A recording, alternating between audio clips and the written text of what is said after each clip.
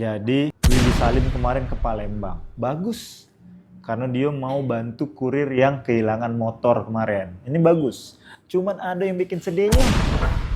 Ketika dia bikin acara masak rendang kuali besar 300 kilogram. Itu kan untuk uang banyak ya. Yang lucunya adalah dia Willy Salim ke toilet, dia balik 15 menit, lah hilang, lenget 300 kg rendang tadi. Ngapain sih kamu nih? Woi, dulur-dulurku. Kan itu viral, hampir se-Indonesia. Di TikTok banyak yang ngeresponnya. Nah, yang jadi permasalahan nih, siapa Mang Cek bicik yang ngembek rendang 300 kg ini? Ku tunggu inian di sosmed, akhirnya dapet kawan-kawan. Kita tonton ya.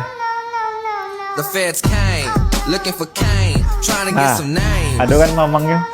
Kalian screenshot ya. Kalian cari tahu ngomongin siapa. Kacau, 300 kg dimakannya dewean. Oh, telencung.